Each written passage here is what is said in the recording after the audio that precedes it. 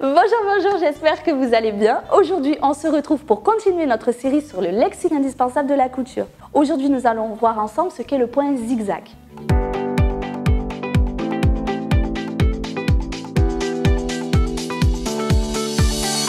Aujourd'hui, nous allons voir ensemble ce qu'est le point zigzag. Si vous voulez voir les autres vidéos, abonnez-vous à ma chaîne YouTube.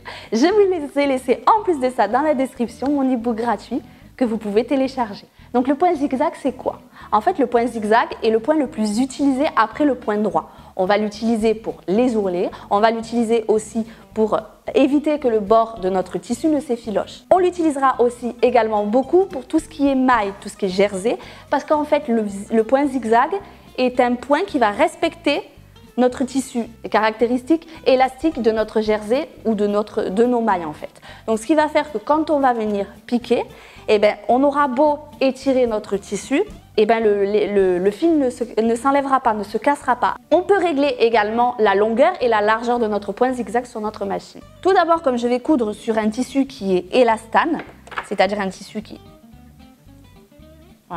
est élastane comme ça, je vais utiliser une aiguille à machine différente.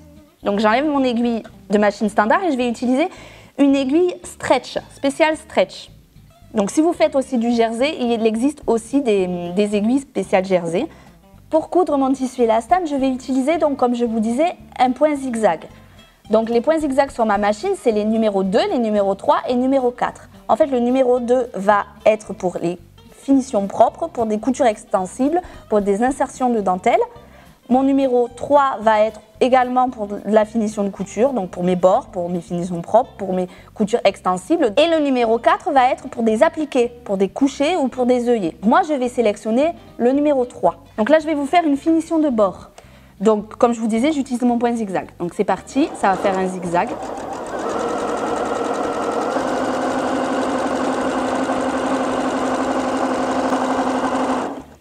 Donc ce qu'il faut savoir quand on coud du jersey, c'est qu'il ne faut surtout pas tirer.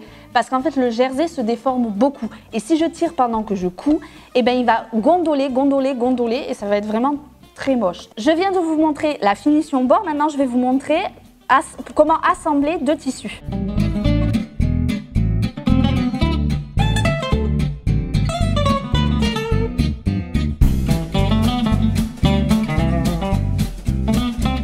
Donc quand on a fait notre point zigzag, on va couper en fait, on va enlever les épaisseurs.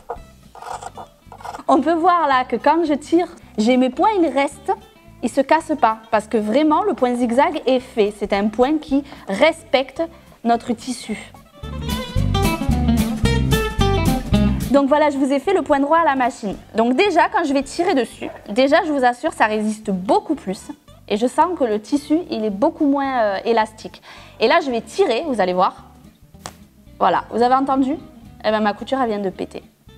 Parce qu'en fait, le point droit, il ne respecte pas du tout la caractéristique élastique de notre tissu.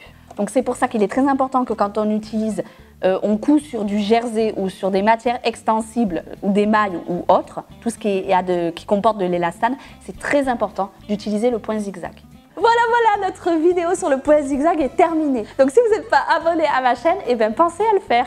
Et puis j'ai laissé en plus de ça dans la description mon e-book gratuit que vous pouvez télécharger. Allez, je vous dis à demain pour la prochaine vidéo. Allez, ciao!